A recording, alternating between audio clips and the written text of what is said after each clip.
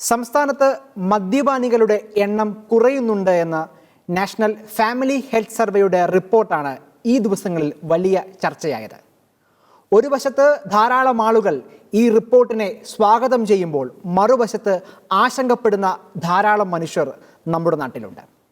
സമീപകാലത്ത് narcotics control ബോർഡിൻ്റെ കണക്കുകൾ പ്രകാരം ഇന്ത്യയിൽ പിടിക്കപ്പെടുന്ന ഹെറോയിൻ ഉൽപ്പന്നങ്ങളുടെ എണ്ണം 300% വർദ്ധിച്ചു കഴിഞ്ഞ ഒരു വർഷത്തിനുള്ളിൽ എന്ന റിപ്പോർട്ട് നമ്മെ ആശങ്കപ്പെടുത്തുന്നുണ്ട്. കേരളത്തിൻ്റെ സ്ഥിതിയും മറിച്ചൊന്നുമല്ല. ദിനം പ്രതി 100 കണക്കിന് ഡ്രഗ്സ് കേസുകൾ, പ്രത്യേകിച്ച് സിന്തറ്റിക് ഡ്രഗുകൾ ഉപയോഗിക്കുന്ന ആളുകളുടെ എണ്ണം വർദ്ധിച്ചു വരുന്നു. അത് പിടിക്കുന്ന കേസുകളുടെ എണ്ണവും വർദ്ധിച്ചു വരുന്നു. ഈ ഘട്ടത്തിൽ കേരളം ലഹരി മാഫിയയുടെ താവളമായി മാറുകയാണോ? ഈ ദുരന്തത്തിൽ നിന്ന് എങ്ങനെയാണ് നമ്മുടെ യുവതലമുറയെ നമുക്ക് രക്ഷിക്കുവാൻ സാധിക്കുന്നത്? ഈ വിഷയമാണ് ഇന്ന് ഷെക്കൈന ബിഗ് ഡിബേറ്റ് ചർച്ച ചെയ്യുന്നത്. ഈ ചർച്ചയിൽ നമ്മളോടൊപ്പം പങ്കെടുക്കുന്നു retired SP Shri George Joseph, Deepika Delhi bureau chief Shri George Kallivayalil, BJPയെ പ്രതിനിധീകരിച്ചുകൊണ്ട് ശ്രീ ശശികുമാർ, കോളമിസ്റ്റും ഇന്റർനാഷണൽ അഫയേഴ്സ് വിദഗ്ധനുമായ ശ്രീ നിർമ്മൽ എബ്രാഹിം. 4 പേർക്കും ഈ ചർച്ചയിലേക്ക് സ്വാഗതം. ശ്രീ ജോർജ് ജോസഫ്, ഈ ദിവസങ്ങളിൽ ആ വാർത്ത അങ്ങ് ശ്രദ്ധയിൽപ്പെട്ടിട്ടുണ്ടാകും. കേരളത്തിൽ, നമ്മുടെ കൊച്ചു കേരളത്തിൽ മദ്യപാനികളുടെ എണ്ണം വളരെ രീതിയിൽ കുറഞ്ഞിരിക്കുന്നു എന്ന രീതിയിലാണ് വാർത്ത national family health survey quote ചെയ്തുകൊണ്ട് നമ്മൾ വായിച്ചത്. അതിനെ വളരെ പോസിറ്റീവായിട്ടാണ് സോഷ്യൽ മീഡിയയും സമൂഹ മാധ്യമങ്ങളും ഒക്കെ കണ്ടത്. കാരണം ആശ്വസിക്കാവുന്നൊരു വാർത്തയാണ്. എല്ലാ കാലത്തും നമ്മൾ പറഞ്ഞത് കേരളം മദ്യപാനികളുടെ തലസ്ഥാനമാണെന്ന നിലയിലാണ് നമ്മൾ വ്യാഖ്യാനിക്കപ്പെട്ടിരിക്കുക. അങ്ങ് എങ്ങനെയാണ് ഇതിനെ വീക്ഷിക്കുന്നത്? ഏതെങ്കിലും തരത്തിൽ സന്തോഷിക്കാനുണ്ടോ ഈ വാർത്തയിൽ? എനിക്ക് ഒരു സന്തോഷവും വരുന്നില്ല. കാരണം മദ്യപാനികളുടെ ഈ ഇവിടുത്തെ കൺസംഷൻ വെച്ച് സ്വല്പം കുറവ് വന്നിട്ടുണ്ടാവും. പക്ഷെ അതിന്റെ 10 ഇരട്ടിയോളം ഡ്രഗ്സ് ഉപയോഗിക്കുന്നവരിലേക്ക് കാര്യങ്ങൾ നീങ്ങിക്കഴിയും. കാരണം മദ്യത്തിന് ഇത്രയും ശല്യം ഇല്ലായിരുന്നു എന്ന് എനിക്ക് തോന്നുന്നു. ഡ്രഗ്സ് ഉപയോഗിച്ച് വരുന്തോറും ആൾക്കാരുടെ സമനില തെറ്റി. ആ ഡ്രഗ്സ് ഉപയോഗം വലിയവരിൽ മാത്രമല്ല, 10-12 വയസ്സുള്ള സ്കൂൾ കുട്ടികളിൽ മുകളിലോട്ട് അങ്ങ് തുടങ്ങിക്കഴിഞ്ഞിരിക്കുന്നു. അതിന്റെ ഫലങ്ങള് എന്താണെന്ന് കേരളം കണ്ടുകൊണ്ടേയിരിക്കണം. ഡ്രഗ്സ് ഉപയോഗിക്കുന്നവരെ കൂടുതൽ അക്രമത്തിലേക്ക് പൊയ്ക്കൊണ്ടിരിക്കുന്ന കാഴ്ച നമ്മൾ കാണുകയാണ്. ഇവിടെ വലിയവരുടെ കാര്യം എടുത്താലും കുട്ടികളുടെ കാര്യം എടുത്താലും പ്രത്യേകം വിശകലനം ചെയ്ത് നോക്കിയാല് കേരളത്തിലെ ഈ അടുത്ത കാലത്ത് ഗുണ്ടകള് എല്ലാവരും ഡ്രഗ്സ് ഉപയോഗിക്കുന്നവരാണ്. അവര് ഏറ്റുമുട്ടിക്കഴിഞ്ഞാല് പരസ്പരം കൊല്ലുന്നത് എങ്ങനെയാണ്? ഒന്നൊടുക്കിയിട്ട് ഒരാളെ കൊന്നിട്ട് അയാളുടെ കാല് വെട്ടിയെടുത്തിട്ട് വിജയഭേരി മുഴുക്കുകയാണ് ആ നാട്ടിൽ മുഴുവൻ നടന്നിട്ട്. പബ്ലിക്കിന്റെ മുമ്പിൽ വെച്ച് ആ കാല് വലിച്ചെറിയുക. പോത്തങ്കോട്ട് അങ്ങനെ ഒരു സംഭവം ഉണ്ടായി. ഒരു ഗുണ്ട അല്ലെ സുധീഷ് എന്ന് പറഞ്ഞ അയാളെ കൊന്നിട്ട് അയാളുടെ കാലുകൊണ്ട് ഓട്ടോറിക്ഷയിൽ 2 വീലറിലൊക്കെ നടന്ന് പലയിടത്തും നടന്ന ശേഷം വലിച്ചെറിഞ്ഞു. കോട്ടയത്ത് കങ്ങരയിൽ ഇതുണ്ടായി. പിന്നെ അതിശയിപ്പിക്കുന്ന ഒരു കാര്യം, ഒരു കൊച്ചിനെ കോട്ടയം ഈസ്റ്റ് പോലീസ് സ്റ്റേഷൻ അതിർത്തിയിൽ നിന്ന് രാത്രി പിടിച്ചുകൊണ്ട് പോയിട്ട് ആ ഗുണ്ട സ്ഥിരം കുറ്റവാളിയും ഡ്രഗ്സുകാരനുമാണ്. അയാൾ ആ കുട്ടിയെ കൊന്നിട്ട് പോലീസ് സ്റ്റേഷനകത്തോട്ട് വലിച്ചെറിഞ്ഞു. നമ്മൾ ഇപ്പം കഴിഞ്ഞ ദിവസം തോട്ടടയിൽ എന്താ ഉണ്ടായത്? തോട്ടടയിലെ കുട്ടികള് 25-26 വയസ്സുള്ള കുട്ടികളാണ്. അതിലേക്ക് പോലീസ് പ്രവേശിക്കണം, ഡ്രഗ്സ് ഉപയോഗിക്കുന്നവരാണോ നോക്കണം. അവിടെ പരസ്പര വൈരികളായ ഒരു കല്യാണത്തിന് 2 പക്ഷം ചേർന്ന ശേഷം അവര് കൈകാര്യം ചെയ്യുന്നതെന്നാണ് എക്സ്പ്ലോസീവ്. അത് എറിഞ്ഞ് അവരുടെ കൂടെ തന്നെ ഒരാളെ തല തട്ടി തല തെറിച്ചു പോയ നമ്മൾ കാഴ്ച കണ്ടു. ഒരു 3 ദിവസം ആയുള്ളൂ. നിരന്തരം നമ്മൾ നോക്കിക്കോളൂ, കേരളത്തില് ഓരോ ദിവസം 8-10 പേരുകള് കുത്തിക്കൊല്ലുന്നത് നമ്മൾ കണ്ടുകൊണ്ടേ ഇരിക്കുകയാണ്. രാഷ്ട്രീയപരമായിട്ടും മതപരമായിട്ടും ഒക്കെ വൈര്യം ഉണ്ടാക്കി ആ കൊല്ലുന്ന രീതികള് മിക്കവാറും എല്ലാവരും നമ്മൾ വിചാരിക്കും രാഷ്ട്രീയ വൈരാഗ്യം കൊണ്ടാണ്. അല്ല, അവരെല്ലാവരും ഡ്രഗ്സിന്റെ അടിമകളാണ് എന്നാണ് ആ കൊലപാതക രീതി കൊണ്ട് നമ്മൾ മനസ്സിലാക്കുക. അപ്പനെ അമ്മയും കൊന്ന് പണം എടുത്തുകൊണ്ട് വന്ന് കുട്ടികളെ നമ്മൾ കാണുന്നുണ്ട് 10, 18, 20 വയസ്സുള്ള. അപ്പൊ ഈ കൊലപാതകം എല്ലാം ഈ കൂടുതൽ വീര്യമുള്ള ലഹരി വസ്തുക്കൾ വാങ്ങിക്കൂട്ടാൻ സാമ്പത്തികമാണോ അതിനകത്തെ പ്രധാനപ്പെട്ട കാര്യമായിട്ട് അങ്ങ് കാണുക? സാമ്പത്തികമായിട്ട്, അതായത് കൂടുതൽ സമ്പാദ്യം കൈക്കലാക്കിക്കൊണ്ട് കൂടുതൽ ആസക്തിയുള്ള ലഹരി കൈപ്പറ്റുക, അതാണ് അവരുടെ ലക്ഷ്യം പൊതുവെ. അതെ, കേരളത്തിലെ നമ്മൾ നോക്കിക്കോ, ഗുജറാത്തിലെ ആ തുറമുഖത്തോടെ എത്രായിരം കോടിയുടെ MDMA ആണ് വരുന്നത്, ഹീറോയിൻ വരുന്നു, MDMA വരുന്നു, സ്റ്റാമ്പ് ടൈപ്പ് സാധനങ്ങൾ വരുന്നു. ഇതെല്ലാം വളരെ കൺവീനിയന്റ് ആയിട്ട് കൊണ്ടുവരാനും അത് വിതരണം ചെയ്യാനുള്ള സംവിധാനം ശൃംഖലകൾ കേരളം മുഴുവനുണ്ട്. അത് നമ്മൾ വിചാരിക്കുന്ന രീതിയില്ല. ഞാൻ അടുത്ത ദിവസം കുറച്ച് ഈ ഇട റോഡുകളിലൊക്കെ മൊബൈൽ യൂണിറ്റ് ഉണ്ട്, MDMA കിട്ടാനും ഹീറോയിൻ കിട്ടാനും ഉള്ള സ്റ്റാമ്പ് കിട്ടാനും ഉള്ള 500 രൂപ കൊടുത്തു കഴിഞ്ഞാൽ നമ്മുടെ വീടിന് അടുത്ത് ഒരു ബൈക്കിൽ വന്നിട്ട് അവിടെ നിന്ന് ആൾക്കാർക്ക് കൊടുത്തിട്ട് രഹസ്യമായിട്ട് അതിന്റെ പൈസയും വാങ്ങിച്ച് പോക്കറ്റ് ഇട്ട് പോകും. അതുപോലെ കഴിഞ്ഞ ദിവസം കാക്കനാട് നമ്മൾ കണ്ടല്ലോ, കാക്കനാട് ഒരു റെയ്ഡ് നടത്തി പോലീസ്. അവിടെ ആ ഒരു 3 സ്റ്റാർ ഹോട്ടലിലെ വലിയ സൗകര്യമുള്ള ഹോട്ടലിലെ 2 മുറി എടുത്തിട്ട് ആ മുറിയിലെ വലിയ ലക്ഷറി ആയിട്ട് അവർ താമസിക്കുകയും അതോടൊപ്പം തന്നെ അവിടെ വന്ന് സെയിൽ നടത്തിക്കൊണ്ട് പോകുന്ന കാഴ്ചയാണ്. അപ്പൊ നമുക്ക് ഈ സ്റ്റാറ്റിസ്റ്റിക്സ് അനുസരിച്ച് അല്പം സ്വല്പം വ്യത്യാസം മദ്യപാനത്തിൽ കണ്ടെങ്കിലും മദ്യപാനത്തിന് ഈ MDMA ഹീറോയിന്റെ വീര്യം അത്ര ഇല്ല. അതുകൊണ്ട് വലിയ ദൂഷ്യമില്ല. കുടിച്ച് പോസായി എവിടെയെങ്കിലും കിടന്നോളും. അക്രമ സമാപികളല്ല, ഇതൊരു പെർവേർഷനാണ്. പെൺകുട്ടികൾക്കും ആൺകുട്ടികൾക്കും ഒരു പെർവേർഷനായ ലൈഫാണ് നമ്മളിപ്പം കേരളത്തിൽ മുഴുവൻ കാണുന്നത്. ആരോടും ചേർന്ന് കല്യാണം കഴിച്ചിരിക്കുന്ന കുട്ടികൾക്ക് ആരോടും ചേർന്ന് ലിവിങ് ടുഗദർ ആയിട്ട് പോകാം. ഏതൊരാളോ അതിനൊന്നും ഒരു ഒഫൻസ് ഇല്ല ഇവിടെ കേരളത്തിൽ അല്ലെ ഇന്ത്യയിൽ ഇല്ല. അതൊക്കെ മാറിക്കഴിഞ്ഞിരിക്കുന്നു നമുക്ക്. അപ്പം അത് തന്നെയല്ല, ഇത് കണ്ടുപഠിക്കുന്ന 12 വയസ്സും അതുപോലെ 18 വയസ്സുള്ള കുട്ടികളുടെ സ്വഭാവ രീതി നമ്മൾ നോക്കിക്കോളൂ. കുട്ടികള് 16ഉം 17ഉം വയസ്സുള്ള കുട്ടികള് ഈ ഡ്രഗ്സിന് അടിമകളായി അവർ ചെയ്യുന്ന പ്രവൃത്തി അവരറിയില്ല. ഇല്ലീഗലായിട്ട് പ്രഗ്നൻസി ആയി. ആ കുട്ടികളെ എങ്ങനെയാണ് അവർ ഡെലിവറി ചെയ്യുന്നത് നമ്മൾ കണ്ടല്ലോ. പ്രസവിക്കുന്നത് യൂട്യൂബിൽ കൂടെ നോക്കി പ്രസവിക്കുന്നത് എങ്ങനെയാണെന്നൊക്കെ നമ്മൾ കണ്ടു കഴിഞ്ഞിരിക്കും. എത്ര വ്യത്യസ്തമായ രീതിയിലാണ് ക്രിമിനാലിറ്റിയിലോട്ട് കേരളം പോയിക്കൊണ്ടിരിക്കുകയാണോ. അങ്ങനെ ഇല്ലീഗലായിട്ടുണ്ടാകുന്ന കൊച്ചുങ്ങളെ അത് ആറ്റിലെ അല്ലെ ചാക്കി കെട്ടി കൊന്നുകളഞ്ഞ് ഒഴുക്കുകയാണ്. ഒരു ബാധ്യതയും അവർക്കുണ്ടാകുന്ന കുട്ടികളിൽ ഇല്ല.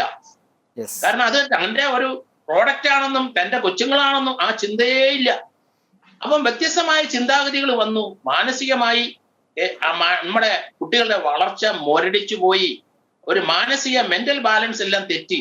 സമൂഹം നമ്മൾ ഇത്രയും വർഷങ്ങള് നമ്മളെല്ലാം കണ്ടുപഠിച്ചതും നമ്മുടെ മാതാപിതാക്കളും നമ്മുടെ പേരൻസും എല്ലാരും കാണിച്ചു തന്ന മാർക്കത്തിൽ നിന്ന് വ്യതിചലിച്ചുകൊണ്ട് പോകുന്നത് ഡ്രഗ്സിന്റെ അല്ലെ അബ്യൂസ് കൊണ്ട് തന്നെയാണ്. യാതൊരു സംശയവും. വളരെ ശ്രദ്ധേയമായി തിരിച്ചു വരാം.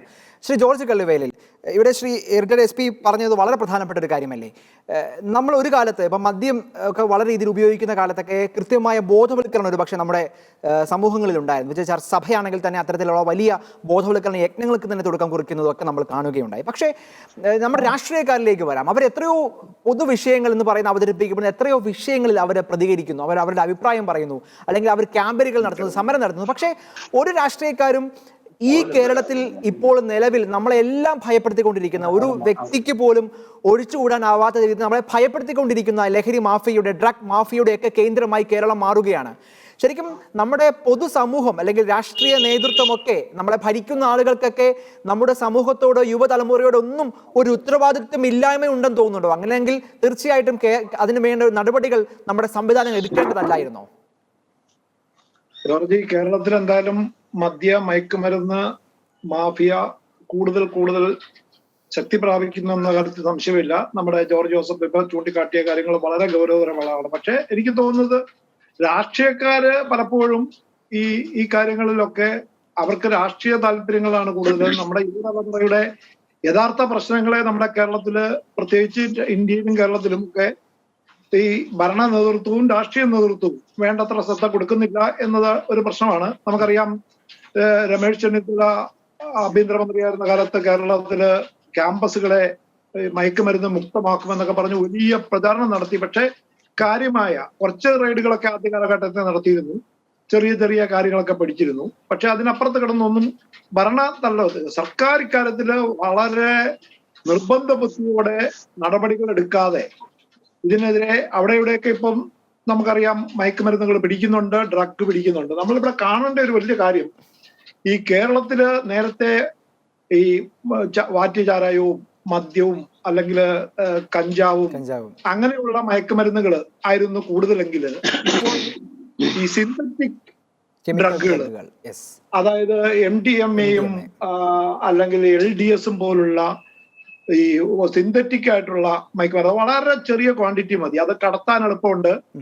അപ്പോ പിടിക്കപ്പെടാതിരിക്കാനായിട്ട് അത് വലിയ തോതിൽ വലിയ തോതിൽ ലഹരി ലഭിക്കും. നമുക്കറിയാം കേരളത്തില് ലഹരി പാർട്ടികൾ, അത് സിനിമാ താരങ്ങളുമായി ബന്ധപ്പെട്ട അല്ലെ മോഡലുകളുമായി ബന്ധപ്പെട്ട ലഹരി പാർട്ടികളും അവിടെ ഉണ്ടായ പ്രശ്നങ്ങളും ഒക്കെയാണ് മാധ്യമങ്ങളിൽ വന്നുള്ളൂ. അതെ, യഥാർത്ഥത്തിൽ അതിനപ്പുറത്ത് കിടന്ന് വലിയ തോതില് ഈ DJ പാർട്ടികൾ എന്ന പേരിൽ പലപ്പോഴും മയക്കുമരുന്ന് മാഫിയ അവരുടെ അടിമകളാക്കി മാറ്റുന്നുണ്ട്. ഒട്ടേറെ കോളേജ് കുട്ടികളെ, യുവതലമുറയില്, പ്രത്യേകിച്ച് പെൺകുട്ടികൾക്കിടയില്. നമുക്ക് നമ്മുടെ കേരളത്തിലെ 2019 നമ്മള് പിടിച്ച് MDMA മാത്രം നോക്കിയാൽ വെറും 230 ഗ്രാമേ ഉള്ളായിരുന്നു. അത് 2020 ആയപ്പോ 546.16 ആയി. അത് 2021 ആയപ്പോ കഴിഞ്ഞ വർഷം അത് 2800 പോയി. അത് 564 നിന്നും 2813.89 ഗ്രാം പിടികൂടിയതായിട്ടാണ് സർക്കാരിന്റെ നർക്കോട്ടിക് ബ്യൂറോയുടെ കണക്ക്, കേരളത്തിൽ നിന്ന് മാത്രം. അത് MDMA മാത്രം. അപ്പൊ ഇത് എത്ര ഭീകരമായാണ്, ഭയാനകമായാണ് ഈ മയക്കുമരുന്ന് ഡ്രഗ് മാഫിയ കേരളത്തിൽ പിടിമുറുക്കുന്നത്. നമുക്കറിയാം, പ്രളയം നടന്നിരുന്ന, കോവിഡ് നടന്നിരുന്ന കഴിഞ്ഞ 2 വർഷങ്ങളിൽ പോലും കേരളത്തിലേക്ക് മയക്കുമരുന്നുകളുടെ വരവ് വലിയ തോതിൽ കൂടുക ചെയ്തത്. ഇത് മുഴുവൻ കൂടുതലായി ഉപയോഗിക്കുന്നത് ഗുണ്ടകൾ ഉപയോഗിക്കുന്നുണ്ട്, അല്ലാതൊക്കെ ഉണ്ട്. പക്ഷേ നമ്മുടെ യുവതലമുറയാണ്, പ്രത്യേകിച്ച് പെൺകുട്ടികളും ഇതിന് അടിമകളാക്കി മാറ്റുന്നു എന്നതാണ് നമ്മളെ ഈ അടുത്ത കാലത്തെ 2 മോഡലുകളുടെ കൊലപാതകവുമായും വാഹനാപകടവുമായി ബന്ധപ്പെട്ട നടന്ന കേസിലും നേരത്തെ ഒരു സിനിമാ നടനുമായി ബന്ധപ്പെട്ട ഉണ്ടായ കേസിലും ഒക്കെ നമ്മൾ കണ്ടതാണ്. അവിടെയൊക്കെ പെൺകുട്ടികളും കൂടെ ഇതിനകത്ത് അവരെയും ദുരുപയോഗം ചെയ്യുന്നുണ്ട് ഈ മയക്കുമരുന്നിന് അടിമയാക്കിയ ശേഷം. അപ്പൊ ഈ മയക്കുമരുന്നുകളുടെ ഉപയോഗം, അതും മാരകമായ സിന്തറ്റിക് മയക്കുമരുന്നുകളുടെ ഉപയോഗം കൂടി വരുന്നത് നിയന്ത്രിക്കുവാൻ കർക്കശമായ നടപടികൾ ഉണ്ടാകുകയും പൊതുസമൂഹം വലിയ പിന്തുണ കൊടുക്കുകയും ചെയ്യേണ്ടതുണ്ട്. തീർച്ചയായും തിരിച്ചു വരാം. ശശികുമാർ, നാർക്കോട്ടിക്സ് കൺട്രോൾ ബ്യൂറോയുടെ കണക്കുകളൊക്കെ നമ്മുടെ മുമ്പിലുണ്ട്. ധാരാളം എഫിഷ്യൻ്റ് ആയിട്ട് ഈ സംവിധാനം മുമ്പോട്ട് പോകുന്നുമുണ്ട്. പക്ഷേ പലപ്പോഴും ഈ ലഹരി കേസുകൾ നമ്മൾ മാധ്യമങ്ങളിലൊക്കെ ആ ഘട്ടങ്ങളിൽ വലിയ വാർത്തകളായി വരുന്നു. എന്നാൽ മുന്നോട്ട് പോകും തോറും ഈ കേസുകളിൽ കാര്യമായ ഫോളോ അപ്പുകൾ അല്ലെങ്കിൽ തക്കതായ ശിക്ഷ വാങ്ങുന്നതായി നമ്മൾ അധികം വാർത്തകളിൽ ഇടം പിടിക്കുന്നതായി കാണുന്നില്ല. തീർച്ചയായിട്ടും ആത്മാർത്ഥത, പൂർണ്ണമായിട്ടും ഈ വിഷയത്തിൽ കേന്ദ്ര സർക്കാരിന് ആത്മാർത്ഥത പുലർത്താൻ സാധിക്കുന്നുണ്ടോ? കൂടുതൽ എഫിഷ്യൻ്റ് ആയിട്ട്, കൂടുതൽ സജീവമായിട്ട്, കൂടുതൽ ജാഗ്രതയോടെ ഈ സംവിധാനങ്ങൾ നിരീക്ഷിക്കേണ്ടതല്ലേ? ഈ രാജ്യം മുഴുവൻ, അത് നമുക്കറിയാം, തീവ്രവാദവും ഒക്കെ ആയിട്ട് വളരെ ബന്ധപ്പെട്ട് നിൽക്കുന്ന ഒന്നാണല്ലോ ഈ ഡ്രഗ് കാർട്ടലുകളും അവരുടെ സംവിധാനങ്ങളും ഒക്കെ.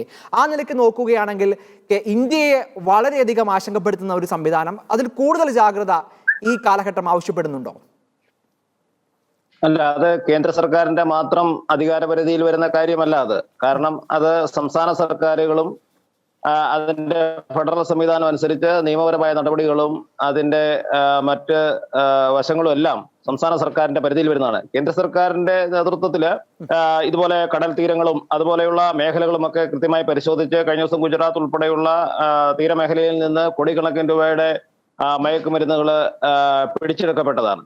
അതുപോലെ ശക്തമായ നടപടികൾ ആവശ്യമുണ്ട്. എന്നാൽ നമ്മൾ സംസ്ഥാന സർക്കാരുകളിലേക്ക് കിടക്കുമ്പോൾ അവിടെ കൃത്യമായ ഒരു നിയമ സംവിധാനം ലഭിക്കുന്നില്ല, അവർക്ക് പരിരക്ഷ ലഭിക്കുന്നു. അതോടൊപ്പം മറ്റ് പല കാര്യങ്ങളും ഇതിന്റെ പിന്നിൽ നടക്കുന്നുണ്ട്. അതിനെയൊന്നും കണ്ടുപിടിക്കപ്പെടാൻ സംസ്ഥാന സർക്കാരുകളോ അല്ലെങ്കിൽ പോലീസോ അധികാരപ്പെട്ട എക്സൈസ് വകുപ്പോ എല്ലാം നിഷ്ക്രിയമാണ് അക്കാര്യത്തിൽ. കാരണം അതിന് ഒരുപാട് ലൂപ്പ് ഹോൾസ് ആണ് ആ മേഖലകളിൽ, മയക്കുമരുന്ന് മേഖലകളിലെല്ലാം ഉണ്ടായിക്കൊണ്ടിരിക്കുന്നത്. അപ്പൊ ഇന്ന് ഗ്രാമങ്ങളിലേക്ക് വരെ ഇതിന്റെ വ്യാപനം എത്തിയിരിക്കുന്നു. പ്രത്യേകിച്ച് ഗ്രാമപ്രദേശങ്ങളിൽ കഞ്ചാവ് സുലഭമായി ലഭിക്കുന്ന ഒരു സ്ഥിതിവിശേഷം എത്തിപ്പെട്ടിരിക്കുകയാണ്. ഇത് കേരളത്തിന് അല്ലെങ്കിൽ നമ്മുടെ സമൂഹത്തിനൊക്കെ വളരെ ഗുരുതരമായ പ്രത്യാഘാതം ഉണ്ടാക്കാൻ പോകുന്ന തരത്തിലേക്ക് വളർന്നു കഴിഞ്ഞിരിക്കുന്നു. ഇപ്പൊ നമ്മള് ഉദാഹരണം പറഞ്ഞാല്, നമ്മളിപ്പോൾ നമ്മുടെ പ്രദേശത്ത് ഒരു സംഭവം ഉണ്ടായാൽ, ഒരു കഞ്ചാവ് വിൽപ്പന നടക്കുന്ന കേന്ദ്രം ഉണ്ടായാൽ, നമ്മള് എക്സൈസിനെയോ പോലീസിനെയോ അറിയിച്ചു കഴിഞ്ഞാൽ അവര് അവിടെ വരുന്നു, പരിശോധിക്കുന്നു, പോകുന്നു. അവരുടെ കാര്യങ്ങൾ കൃത്യമായി നടക്കുന്നു.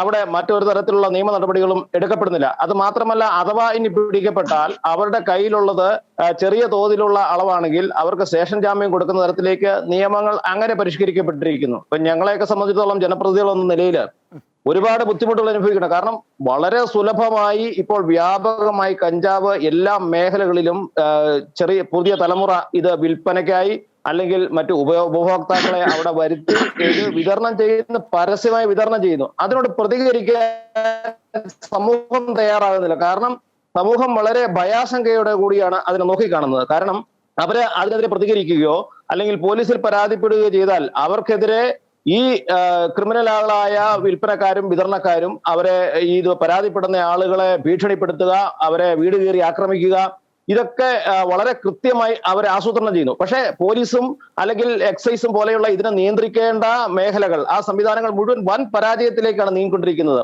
അതുകൊണ്ട് ഇത് റിപ്പോർട്ട് ചെയ്യാൻ പോലും ഇപ്പോ എല്ലാ മാസവും എക്സൈസിന്റെ കീഴിൽ വന്ന് റിപ്പോർട്ട് എടുത്ത് ഓരോ വാർഡുകൾ കേന്ദ്രീകരിച്ച് റിപ്പോർട്ട് എടുത്ത് അത് അവരുടെ മിൻസ് ബുക്കിൽ ഒപ്പിട്ട് കൊടുക്കേണ്ടതായ ഒരു സംഗതി കൂടി ഇപ്പോൾ ചെയ്തു വരുന്നുണ്ട്.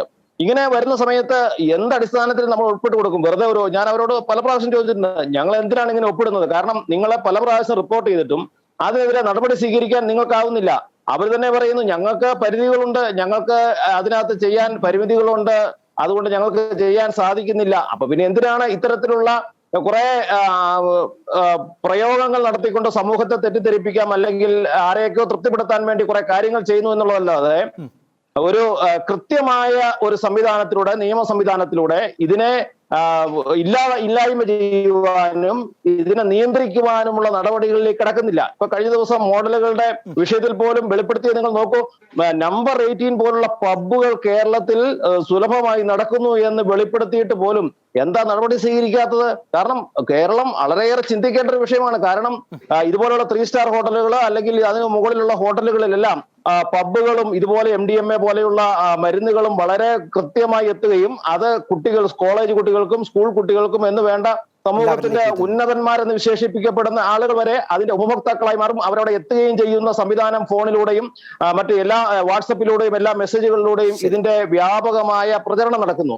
അപ്പൊ ഇതിനെതിരെ ഭരണകൂടം അതിന് ശക്തമായ നടപടികൾ എടുക്കപ്പെടണം, നിയമങ്ങൾ പരിഷ്കരിക്കപ്പെടണം. കാരണം കോടതി 1 കിലോയ്ക്ക് താഴെ കഞ്ചാവാണ് ഒരു പ്രതിയുടെ കൈവശം ഇരിക്കുന്നതെങ്കിൽ അയാൾക്ക് ജാമ്യം കൊടുക്കണമെന്ന വ്യവസ്ഥയാണ് നിലവിലുള്ള നിയമം അനുശാസിക്കുന്നത്. അങ്ങനെ ഒരു നിയമം വെച്ചുകൊണ്ട് എങ്ങനെ നമുക്ക് സമൂഹത്തെ രക്ഷിക്കാൻ സാധിക്കും? ഞങ്ങളെ പോലെയുള്ള ജനപ്രതിനിധികളൊക്കെ വളരെയേറെ കഷ്ടപ്പെടുകയാണ്. കാരണം ഇത് വളരെ സുലഭമായി നമുക്ക് പകൽ പോലെ വെളിച്ചത്തിൽ കാണാം.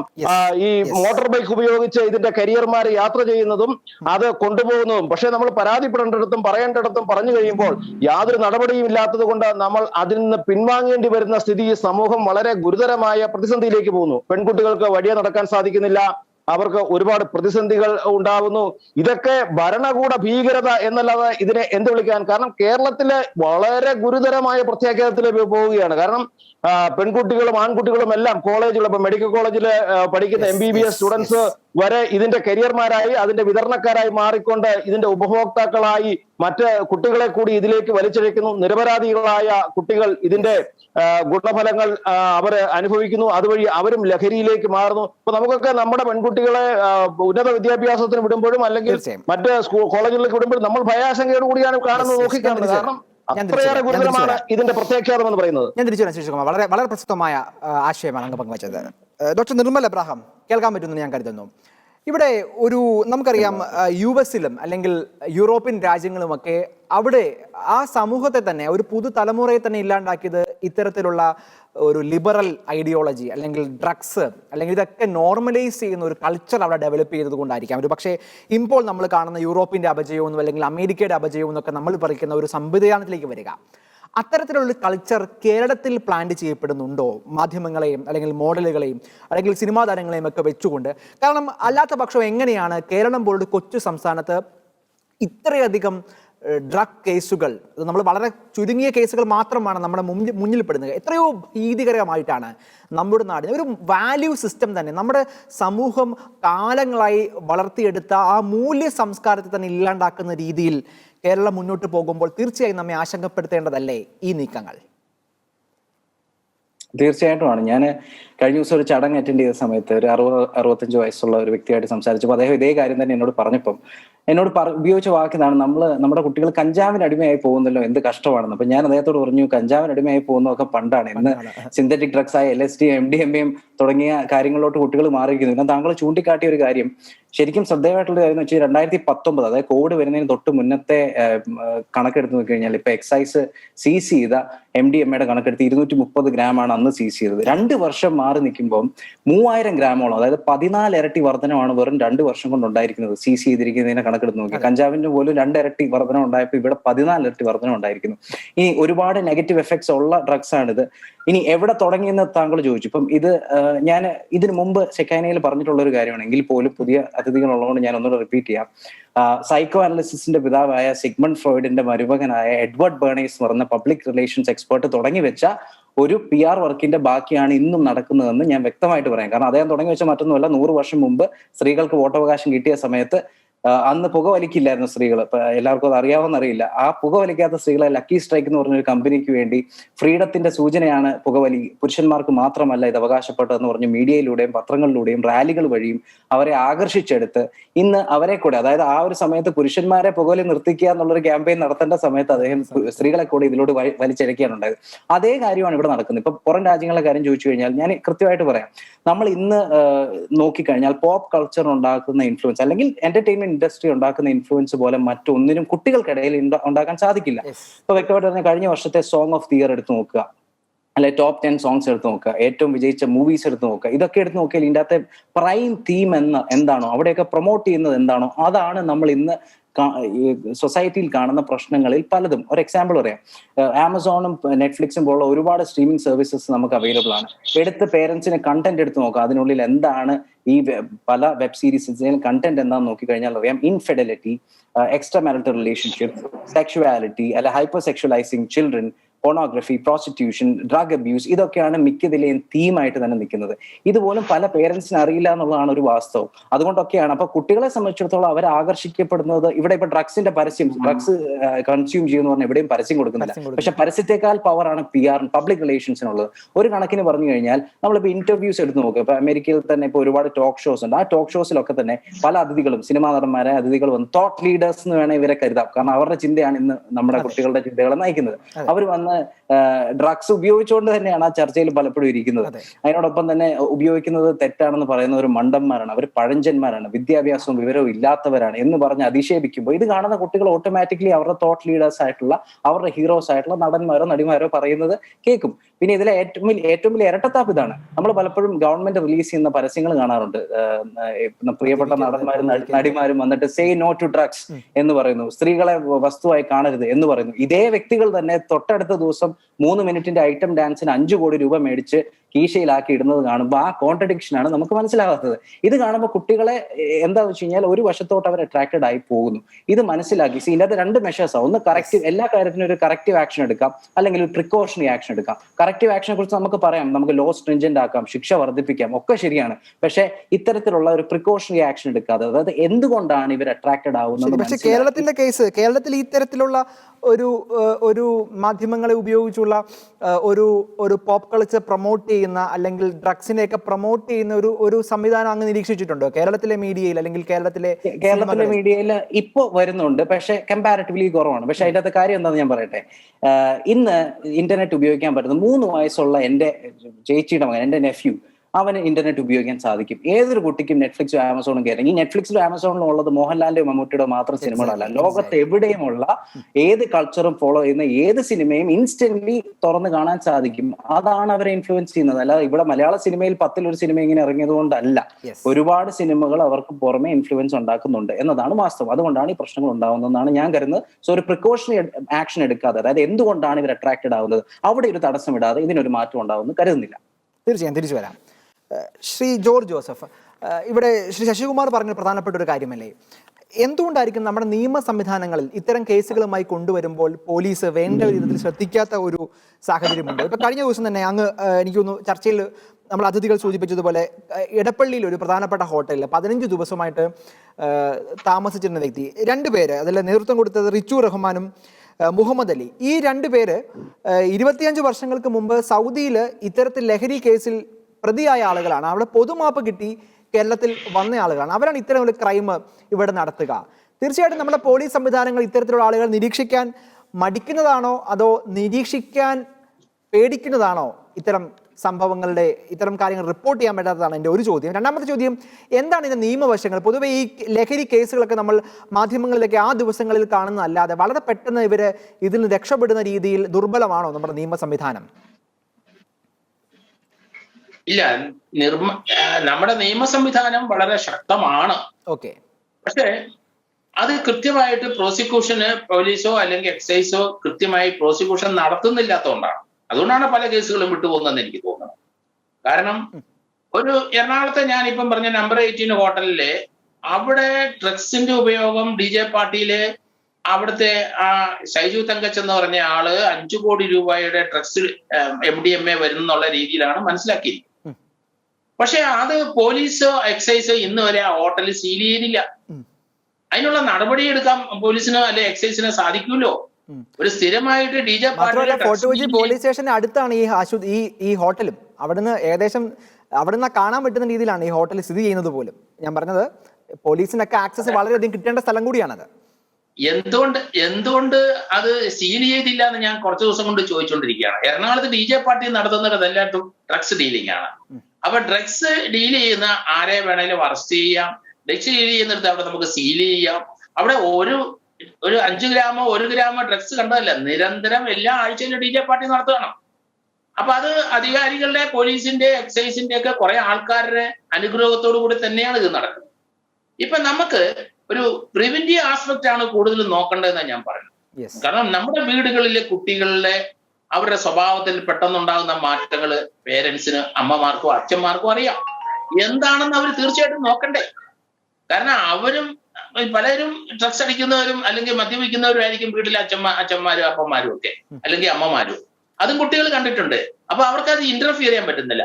ഈ കഴിഞ്ഞ ദിവസം കൊല്ലം ജില്ലയിലെ 2 എഞ്ചിനീയറിംഗ് കോളേജ് സ്റ്റുഡൻസ് അവരുടെ ബാഗ് പോലീസ് പരിശോധിച്ചു. അവര് ഡ്രഗ്സ് ഡീലേഴ്സ് ആണ്. അവർ വിൽക്കുന്നത് കഞ്ചാവാണ്.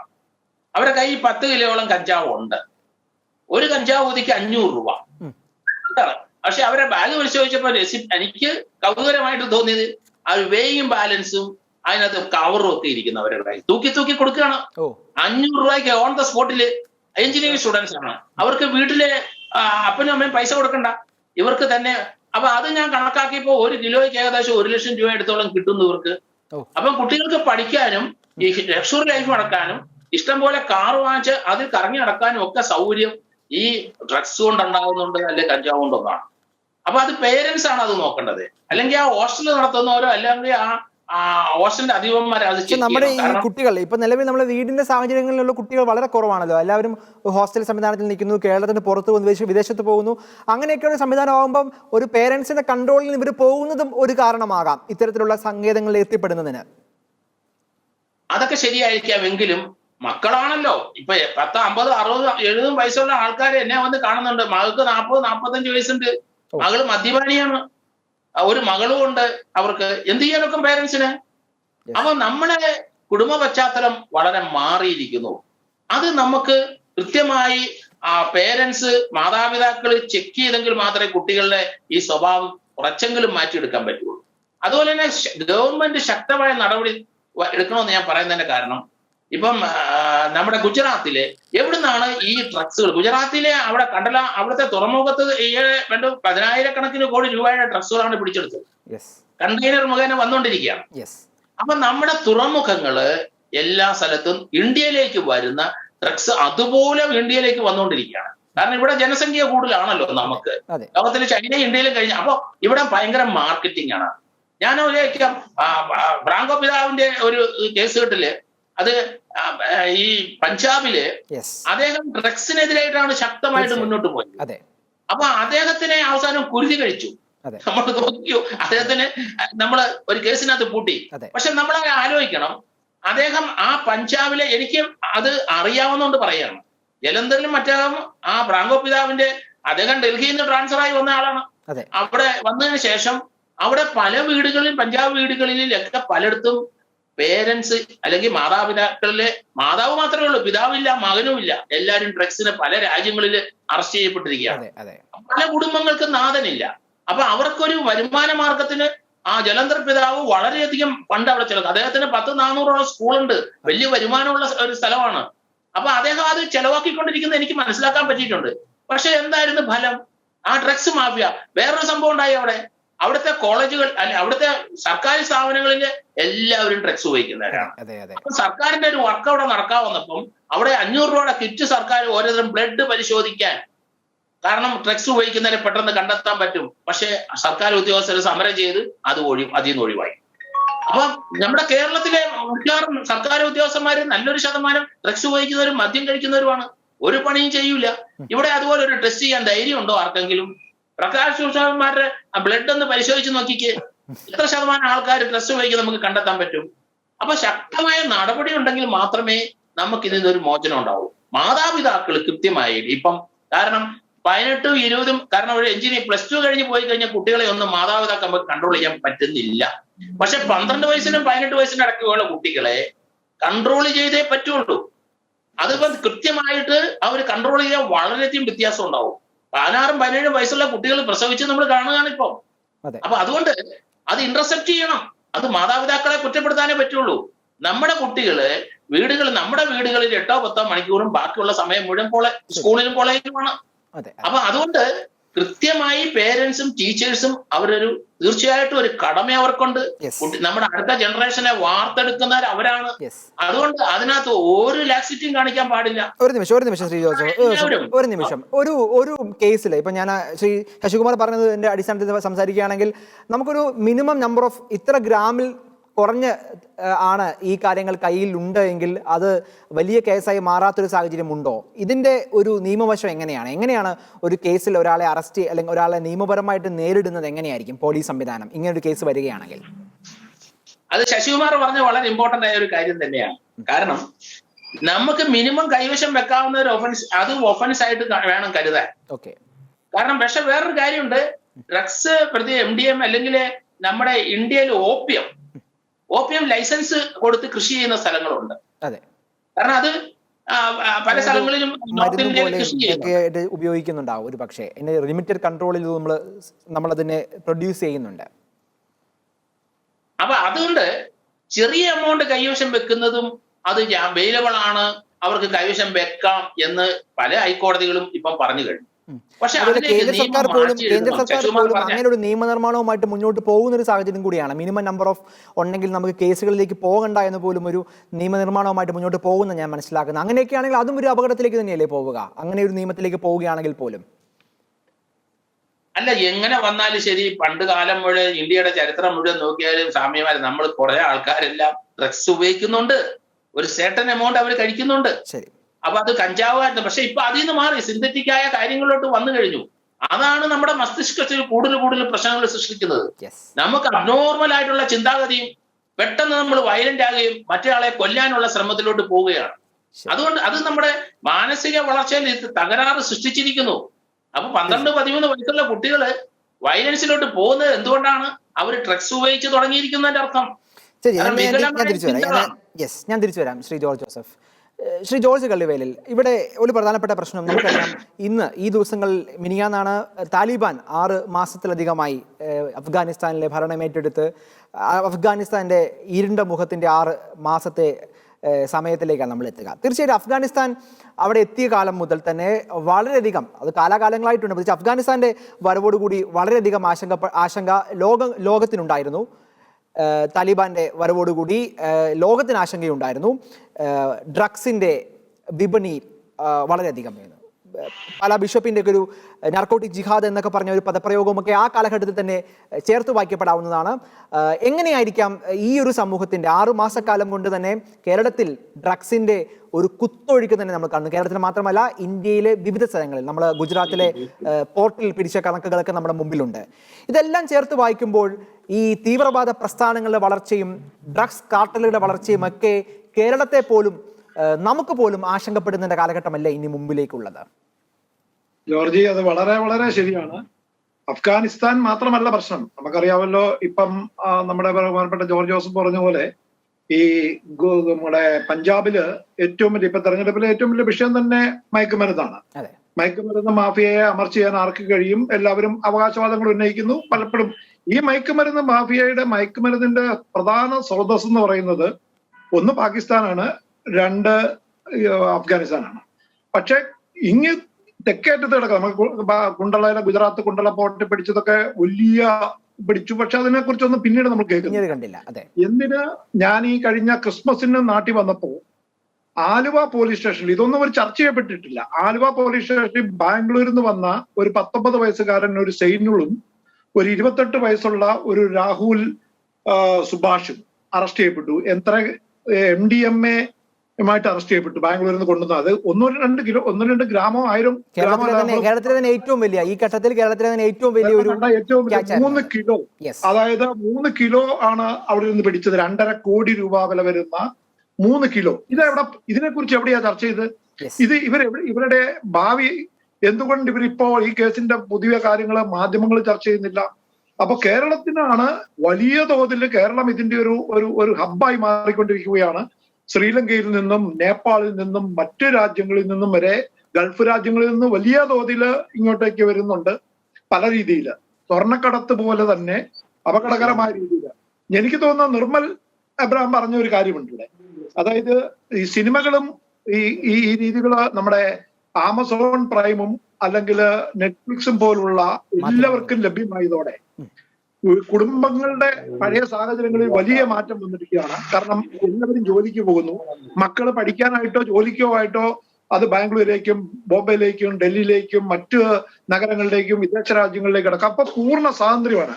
വിവാഹത്തിന് മുമ്പ് തന്നെ പ്രായപൂർത്തിയായ ഒരു 15 വയസ്സ് വരെ നിയന്ത്രിച്ചില്ലെങ്കിൽ ഇത് തടയാൻ കുട്ടികൾക്ക് വലിയ സ്വാതന്ത്ര്യം കിട്ടുകയാണ്. അതിൽ പലരും ഈ മയക്കുമരുന്ന് മാഫിയയിലേക്ക് മദ്യമാഫിയയുടെ അടിമകളായി മാറുകയാണ്. ഇതിനെ തടയാൻ, കാരണം ഇതൊരു പ്രചോദനാത്മകമായ രീതിയിൽ ഈ വിഷയങ്ങൾ അവതരിപ്പിക്കുകയും ഇത് വെച്ച് മുതലെടുക്കുകയാണ്. ഇപ്പൊ ഇത് എന്റർടൈൻമെന്റ് ഇൻഡസ്ട്രി പോലും നമ്മൾ കാണുന്നത് എന്നാന്ന് ചോദിച്ചാൽ അവർക്ക് ഏറ്റവും കൂടുതൽ ആകർഷിക്കാൻ പറ്റുന്നത് സെക്സ്, ക്രൈം അല്ലെങ്കിൽ ഡ്രഗ് ഇങ്ങനെയുള്ള വിഷയങ്ങൾ അവതരിപ്പിച്ചുകൊണ്ട് ഏറ്റവും സമൂഹത്തിന് ഏറ്റവും ദുർമാതൃകകൾ ചെയ്യുന്ന കാര്യങ്ങളാണ് പലപ്പോഴും സിനിമകളിലും ഇത്തരം പ്രത്യേകിച്ച് നമ്മുടെ സീരിയലുകളും.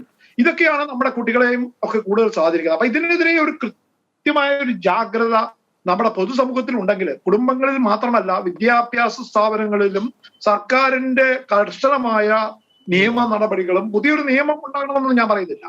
നിലവിലുള്ള നിയമങ്ങളെ ഏറ്റവും നന്നായി ഉപയോഗപ്പെടുത്താൻ കഴിഞ്ഞാല് ഇതിന്റെ ഒരു ത്രെട്ട് പൊതുസമൂഹത്തിനും സംസ്ഥാനത്തിനും രാജ്യത്തിനുമാണ്. കാരണം ഇത്തരം അക്രമങ്ങളിലേക്ക് ബലാത്സംഗങ്ങളിലേക്ക് നമുക്കറിയാം അവിടെയൊക്കെ ഏറ്റവും കൂടുതൽ തീരെ പിഞ്ചു കുഞ്ഞുങ്ങളെ വരെ ബലാത്സംഗം ചെയ്യുകയും കൊല ചെയ്യുകയും ചെയ്യുന്നതിന്റെ പിന്നിൽ അത്തരം കേസുകൾ ഉണ്ടാകുന്നതിന്റെ പിന്നിൽ ഈ വലിയ തോതിലുള്ള ഈ മയക്കുമരുന്നിന്റെ ഉപയോഗവും അതിനടിമപ്പെട്ട് ഒരു സമൂഹത്തെ മുഴുവൻ അല്ലെങ്കിൽ ഒരു ജനവിഭാഗത്തെ തന്നെ ഇല്ലാണ്ടാക്കുക, അവരുടെ അടുത്ത തലമുറ ഉണ്ടാകുന്ന ആ പ്രക്രിയ തന്നെ സ്റ്റോപ്പ് ചെയ്യുക, അവരുടെ കായികമായിട്ടും ശാരീരികമായിട്ടും മാനസികമായിട്ടും ഇല്ലാണ്ടാക്കുക. തീർച്ചയായിട്ടും നമ്മൾ ലോകം അല്ലെങ്കിൽ ഇന്ത്യ അല്ലെങ്കിൽ മലയാളി ഇതുവരെ മനസ്സിലാകാത്ത വലിയൊരു തീവ്രവാദമാണ് ഇവിടെ നടക്കുന്നത്. നമ്മൾ തോക്കുകൾ കൊണ്ടുള്ള തീവ്രവാദത്തെക്കുറിച്ച് മാത്രമാണ് ഇക്കാലങ്ങളിൽ സംസാരിച്ചത്. ശരിക്കും ഡ്രഗ്സ് ഒരു വലിയ തീവ്രവാദ പ്രവർത്തനമാണ്. അത് നാടിൻ്റെ വലിയ ഒരു തലമുറയെ തന്നെ ഇല്ലാണ്ടാക്കുന്ന ഒരു പ്രവർത്തനത്തിലാണ് ഇവർ ഏർപ്പെട്ടിരിക്കുന്നത്. ഈ ഒരു ബോധ്യം പക്ഷെ നമുക്ക് പൊതുസമൂഹത്തിന് ഉണ്ടാകണമെന്നുമില്ല, അല്ലെ ശ്രീ ജോർജ് കളുവേലി? തീർച്ചയായിട്ടും അതാണ് കാര്യം. അതായത് ബോംബും കത്തിയും അല്ലെങ്കിൽ വലിയ തീവ്രവാദ പ്രവർത്തനങ്ങളും അല്ല, അതിനേക്കാളൊക്കെ അല്ലെ റോഡപകടങ്ങളൊക്കെ ഏറ്റവും കൂടുതൽ ആളുകൾ അടിമപ്പെടുകയും അതിനകത്ത് രാജ്യത്തിനാകെ ഏറ്റവും ദോഷം ചെയ്യുന്നതും ഈ മയക്കുമരുന്നിന്റെ ഉപയോഗം തന്നെയാണ്. ഇപ്പൊ നമുക്കറിയാം കഞ്ചാവ് പോലും അത് വലിയ തോതിലാണ് കടത്തി വരുന്നത്. നമുക്ക് കഞ്ചാവിന്റെ കേരളത്തിലേക്ക് വന്നിരിക്കുന്ന ആ പിടുത്തത്തിന്റെ ഓരോ വർഷവും ഉണ്ടാകുന്ന വർധനവ് അത് എല്ലാ നിയന്ത്രണങ്ങളെയും ലംഘിച്ചുകൊണ്ടാണ് കടന്നു വരുന്നതെന്ന് മനസ്സിലാക്കണം. അപ്പൊ എന്തുകൊണ്ടാണ് ഇവിടുത്തെ പോലീസിന് ആക്ട് ചെയ്യാൻ കഴിയാത്തത്, ഇവിടുത്തെ സർക്കാരിന് ആക്ട് ചെയ്യാൻ കഴിയാത്തത്, അവർക്കെതിരെ നടപടിയെടുക്കാൻ കഴിയാത്തത് എന്ന് നമ്മൾ മനസ്സിലാക്കുകയും അതിന് പൊതുസമൂഹത്തില് ഇതിന് വലിയ പിന്തുണ കൊടുക്കുകയും ഇത്തരം ചർച്ചകൾ കൂടുതലായി വന്നെങ്കിൽ മാത്രമേ ഇതിന്റെ അപകടം മനസ്സിലാക്കുകയും ഇന്ന് ഇന്ത്യ കേരളവും നേടുന്ന ഏറ്റവും വലിയ പ്രശ്നങ്ങളിലൊന്ന് മയക്കുമരുന്നിന്റെ ഉപയോഗം തന്നെയാണ്. അതിനെതിരെ കർശനമായ നടപടികൾ ഉണ്ടാകേണ്ടതുണ്ട്. അത് ഗുളികകളായിട്ട് എന്തറിയാം, നമുക്കറിയാം ആയുർവേദ മരുന്നുകൾ പോലും അതിനകത്ത് വരെ കലർത്തി കൊടുക്കുകയാണ്. അത് പലതരത്തിലുള്ള ഗുളികകൾ ഇന്ന് സാധാരണ ചെറുപ്പക്കാര് നമ്മുടെ നഗരങ്ങളിലെ ഗ്രാമങ്ങളിൽ പോലും ഉപയോഗിച്ചു തുടങ്ങിയിരിക്കുന്നു. അപ്പൊ അതിനെതിരെ വലിയ തോതിലുള്ള ഒരു ബോധവൽക്കരണം മാത്രം പോരാ. അപ്പൊ അത് ഒരു മൂല്യാധിഷ്ഠിതമായ ഒരു വിദ്യാഭ്യാസ രീതി അത് കുടുംബങ്ങളിലും വളർത്തിയെടുക്കണം. കാരണം കുടുംബങ്ങളെല്ലാം നമുക്ക് പോലെ എല്ലാവരും ഒറ്റപ്പെട്ട 1-2 മക്കളായി അവർ ജോലിക്കാർ പോകാൻ തുടങ്ങി. അപ്പൊ എന്താണ് മക്കൾ ചെയ്യുന്നതെന്ന് മാതാപിതാക്കൾ കാണുന്നില്ല. പിന്നെ മക്കളെ നിയന്ത്രിക്കാൻ കഴിയാത്ത സ്ഥിതിയിൽ കാര്യങ്ങൾ ഒരു 15 വയസ്സാകുമ്പോൾ തന്നെ എത്തുന്നു. അപ്പൊ അതിനെ നേരിടാനായിട്ട് ഇതിനെക്കുറിച്ചൊരു സ്റ്റഡി ഇതൊക്കെ ഗവൺമെന്റ് കഴിഞ്ഞ വർഷം അനൗൺസ് ചെയ്തു, പക്ഷെ ഒരു സ്റ്റഡി ഉണ്ടായിട്ടില്ല. ഇതേക്കുറിച്ച് പൊതുസമൂഹം എന്ന് പറഞ്ഞാൽ മതസംഘടനകള്, അല്ലെങ്കിൽ പൊതുസമൂഹത്തിലെ സന്നദ്ധ സംഘടനകള്, NGOs, അല്ലെങ്കിൽ ഗവൺമെന്റ്, ഇവരെല്ലാം ചേർന്നോ കൂട്ടായിട്ടോ വെവ്വേറെയോ ഒക്കെയുള്ള ഒരു പഠനത്തിന്റെ അടിസ്ഥാനത്തിൽ കേരളത്തിൽ അപ്പം മനസ്സിലാകും സ്കൂളുകളിലും കോളേജുകളിലും ഇതിനുണ്ടായിരിക്കുന്ന വലിയ വർധനവ് കാണാൻ കഴിയും. അപ്പോൾ അതിനെ തടയാനുള്ള മാർഗങ്ങൾ അവർ തന്നെ പറഞ്ഞു തരും. തീർച്ചയായിട്ടും അത് ഇത്തരമുള്ള ഒരു സമീപനം വളരെ ശാസ്ത്രീയമായ ഒരു സമീപനത്തിലൂടെ ഞാൻ തിരിച്ചു വരാം. എബ്രഹാം, ഇവിടെ തീവ്രവാദത്തെക്കുറിച്ചുള്ള നമ്മുടെ ഡെഫിനിഷൻസിൽ എപ്പോഴും ഈ തോക്ക് ചൂണ്ടി നടക്കുന്ന ഒരു വലിയ സമൂഹത്തെ നമ്മൾ കാണുക. നമുക്ക് അഫ്ഗാനിസ്ഥാനാണ് നമ്മുടെ അറിവിൽ ഏറ്റവും അധികം ഇത്തരത്തിലുള്ള ഡ്രഗ് കാർട്ടലുകൾ അല്ലെങ്കിൽ ഡ്രഗ് ഇൻഡസ്ട്രികൾ ഏറ്റവും വലിയ ഓപ്പിയം ഒക്കെ നിർമ്മിച്ച് അത് ഈ രാജ്യങ്ങളിലേക്ക് കടത്തിവിടുന്ന ഒരു സാഹചര്യമാണ് നമ്മൾ കണ്ടത്. തീർച്ചയായിട്ടും ഇത്തരം സംവിധാനങ്ങൾ വളരെ വളരെ വളരെ വർഷങ്ങളായിട്ട് തന്നെയുണ്ട്. പ്രത്യേകിച്ച് താലിബാന്റെ കടന്നുവരവോടുകൂടി അത് കൂടുതൽ വ്യാപകമായി എന്ന് വേണം ഒരുപക്ഷെ പറയാൻ സാധിക്കുകയുള്ളൂ. പക്ഷേ ലോകശക്തികളൊക്കെ ഇത്തരം കാര്യങ്ങളോട് ഒരു മൗന സമ്മതമുണ്ടോ? കാരണം ഇത് ഐക്യരാഷ്ട്രസഭയിലായിക്കോട്ടെ, നമുക്ക് ഐക്യരാഷ്ട്രസഭയ്ക്ക് UNODC പോലുള്ള ഒത്തിരി സംവിധാനങ്ങളൊക്കെ ഉണ്ട്. പക്ഷേ ഇവരുടെ ശ്രദ്ധയിലൊന്നും ഈ ഒരു വിഷയം വരാത്തത് എന്നുണ്ടായിരിക്കും. അവിടെയും ലോകത്തെ മറ്റു ചില ശക്തികളുടെയൊക്കെ സമ്മർദ്ദം ഈ കാര്യങ്ങളിൽ ഉണ്ടാകുമോ? യുണൈറ്റഡ് നേഷൻസിന്റെ കേസിൽ ആക്ച്വലി 2007 ഒരു പ്രസ്താവന നടത്തിയിരുന്നു. അതായത് ഇപ്പം ജോർജ് കൊളിയൽ സാറും ജോർജ് ജോസഫ് സാറും പറഞ്ഞ പോലെ തന്നെ സെലിബ്രിറ്റീസ് ഡ്രഗ്സിനെ പ്രൊമോട്ട് ചെയ്യുന്ന പോലുമല്ല, നോർമലൈസ് ചെയ്ത് കാണിക്കുന്നതും അവർ കാണിക്കുന്ന ഒഫൻസും ചെറുപ്പക്കാർക്കിടയിൽ ചെറുപ്പക്കാരുടെ വാല്യൂ സിസ്റ്റത്തിൽ വലിയൊരു പ്രശ്നം അത് ഉണ്ടാക്കും എന്നൊരു പ്രസ്താവന 2007 UN പുറത്തുവിട്ടിരുന്നു. പക്ഷെ അതിനുശേഷം ഈ പറഞ്ഞ പോലെ വലിയൊരു ഇടപെടൽ ഉണ്ടാവുന്നില്ല.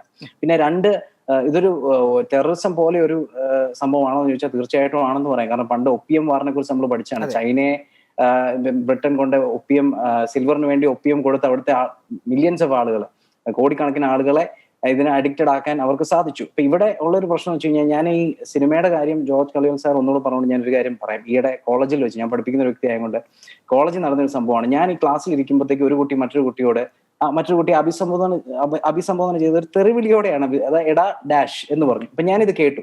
ഞാൻ അടുത്തത് ചോദിച്ചു, എന്താ വിളിച്ചതെന്ന് ചോദിച്ചു. അപ്പൊ ആ കുട്ടിയുടെ മറുപടി ശരിക്കും പറഞ്ഞാൽ എനിക്ക് ഇച്ചിരി കൂടെ ഡീപ്പായിട്ട് എന്നെ ചിന്തിപ്പിച്ചൊരു കാര്യം. കുട്ടി എന്നോട് പറഞ്ഞത്, എന്റെ സാറേ ഇത് സിനിമ വരെയുണ്ട്, സാറൊന്നും ഉണ്ടായിരുന്നു.